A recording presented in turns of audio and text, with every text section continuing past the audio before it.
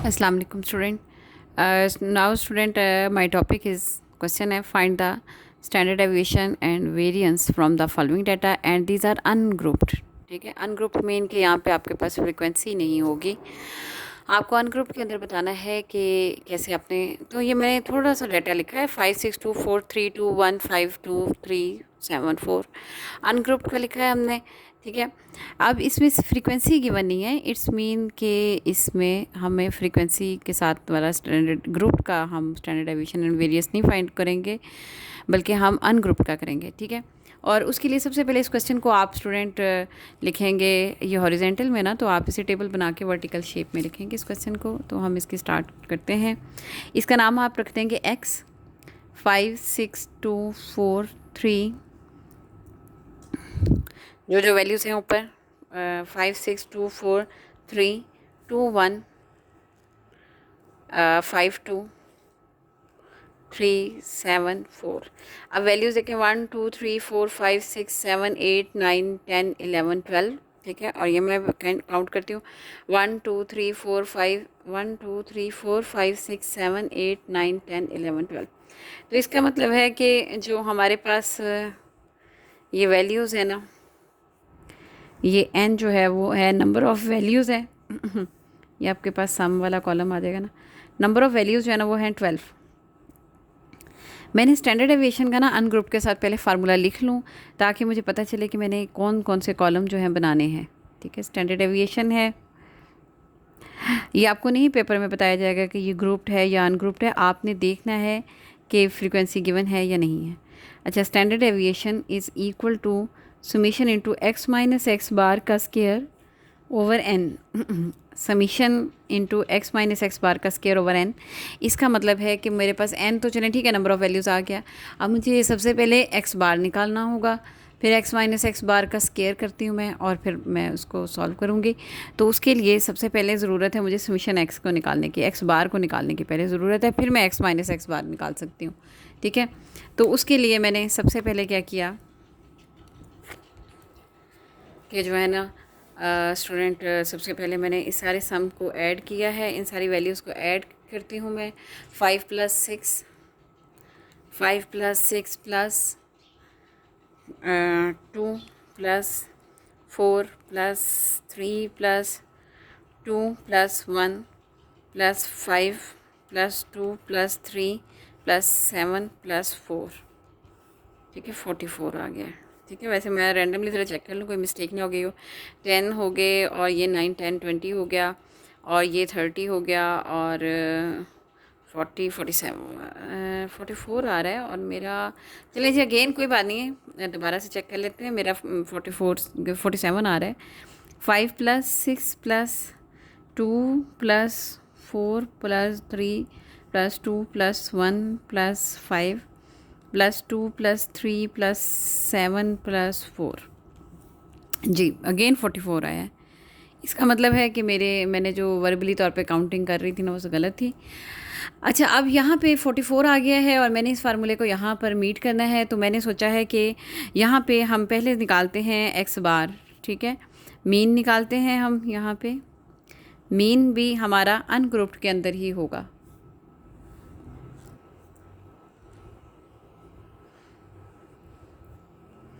X bar is equal to summation x over n. ठीक है, summation x है 44 over N है 12। तो 44 को डिवाइडेड बाय 12 किया तो आंसर आता है 11/3, इसको एसटी में 3.67। अब आपने क्या करना है, ये जो एक्स बार का रिज़ल्ट आपके पास 3.67 आया है, इसे एक्स की हर वैल्यू में से हम माइनस करेंगे। मतलब एक्स माइनस एक्स बार का मतलब है कि एक्स के हर वैल्यू में से माइनस कर दें 3.67। ठीक है, एक्स माइनस एक्स बार का हम कॉलम जनरेट करने लगे हैं इसकी वजह से कि एक्स माइनस एक्स बार का, अब फिर बाद में हम स्केयर लेंगे। अच्छा, अब मैंने ये किया कि 5 - 3.67, 6 - 3.67, ये मैं मतलब पहले एक दफ़ा लिख लेती हूँ। 2 - 3.67 मतलब ए की वैल्यू जो मीन की है उसे करस्पॉन्डिंग ईच वैल्यू में से डाटा के माइनस करते जाना है। 3 - 3.67, 2 - 3.67, 1 - 3.67, 5 - 3.67, 2 माइनस 3.67, 3 माइनस 3.67, 7 माइनस 3.67 और 4 माइनस 3.67। ठीक है। अच्छा, अब यहाँ से मैं माइनस कर रही हूँ, 5 माइनस करते हैं 3.67 के साथ, तो आंसर आता है 1.33। तो इसी तरह से मुझे आइडिया होगा 2.33 होगा इसका। चलें, 6 माइनस 3.67, 2.33। ठीक है, 2.33। आगे मैं ज़रा जो वैल्यूज़ मुझे पता चल गई, 4 माइनस 3 ये आ जाएगी आपकी 0.33। ठीक है, देखिए 5 में से किया था, इसी तरह से इसका आ जाएगा 0.67। चले, मैं 2 में से भी माइनस कर देती हूँ। 2 माइनस 3.67, ये माइनस 1.67 होना चाहिए जी। ये देखें माइनस 1.67 है। अच्छा, अब यहाँ पे भी 2 माइनस 3.67 है, माइनस 1.67 है, और ये 1 माइनस है तो ये माइनस 2.67 होना चाहिए। 1 माइनस 3.67 और ये हमने एस टी किया जी, ये माइनस 2.67। 5 माइनस 3.67 तो ये 1.33। 2 माइनस 3.67 तो माइनस 1.67। मतलब बार बार कैलकुलेट करने के बजाय अगर पहले आपने वैल्यू कोई की हुई है, कैलकुलेट की हुई है, तो आप उसको ले लें। 6 माइनस 3.67 है तो ये आ जाएगा 3.33।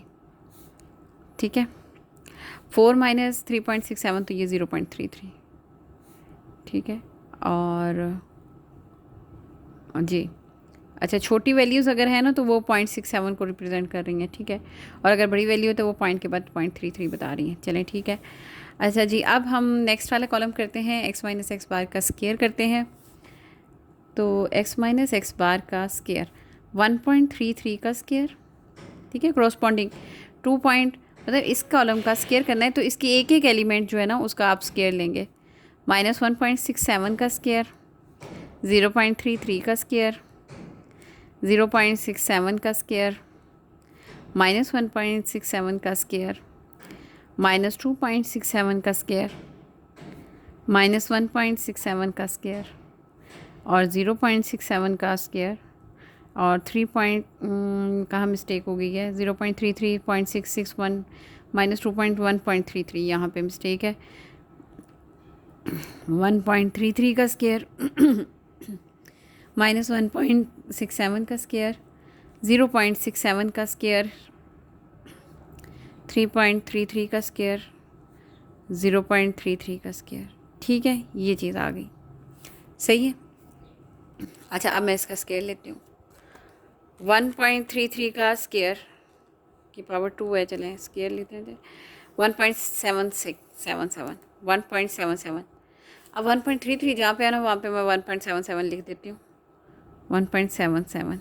ठीक है, अब 2.33 का स्केयर है, 3 का स्केयर 5.42, 5.42। तो यहाँ पे भी, यहाँ पे कहीं पे भी नहीं है 2.33, 2.33 नहीं है। चलें, माइनस 1.67 का स्केयर, माइनस जो है ना वो ऐड होके पॉजिटिव ही स्केयर में चला जाता है, तो उसके लिए जो है पॉजिटिव साइन ही है। 2.79, 2.79। अच्छा, 1.67 नेगेटिव या पॉजिटिव दोनों में जो है वो यहाँ पे भी, यहाँ पे है ना तो यहाँ पे भी 2.79 आ गया और 1.67 ये 2.79 आ गया। ठीक है, 3 वैल्यूज़ हमारी कवर हो गई। अब 0.33 का स्केयर करते हैं तो ये आ जाता है 0.1089। अच्छा, 0.10 कर देते हैं, 0.10। ठीक है, मैंने पॉइंट के बाद 2 डिजिट्स ही लिए हैं और ये भी 0.10। ठीक है, 0.33 जहाँ पे 0.67 का स्केयर है तो ये आ जाता है 0.4445 कर दें। अगला डिजिट थोड़ा बड़ा है, 0.67, 0.45। ठीक है, अच्छा जी, अब है 2.67 का स्केयर हम पहले कर चुके हैं नहीं। अच्छा जी, 2.67 का स्केयर है तो ये आ जाता है 7.12। 3.33 का स्केयर है 11.09। अच्छा, ठीक है, स्टूडेंट ये है आपके पास ये चीज़ें देखें, एक ही ये एक सादा सी हल्की सी लाइन थी ऊपर, ठीक है ना, उससे आपने x की वैल्यूज़ x माइनस एक्स बार ये फार्मूले के मुताबिक आपने जनरेट किया। पहले आपने मीन निकाला, फिर उसके अंदर से x के अंदर से सारी वैल्यूज़ को माइनस किया, ये बन गया, फिर इसका स्केयर लिया, ठीक है। अब हमें इसका सम करना है, ठीक है ना, इस सारी वैल्यूज़ का सम करना है। तो यहाँ पे अब हम करते हैं summation into x minus x bar का स्केयर।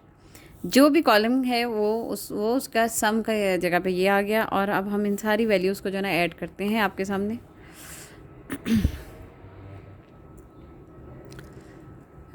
जी थोड़ा कैलकुलेटर में इस तरह रख लेती हूँ ताकि सारी वैल्यूज़ आपको भी और मुझे भी नज़र आती रहें। 1.77 प्लस 5.42, कैलकुलेटर बार बार हिल रहा है, अच्छा, plus 2.79 plus 0.10 plus 0.45 plus 2.79 plus 7.12 plus 0.45 plus 11.09 plus 0.10, 32.08। अच्छा, मैं ना हमेशा एक आदत है मेरी कि मैं खुद भी कंफर्मेशन दोबारा से कर लेती होती हूँ कि ये सही है या गलत है।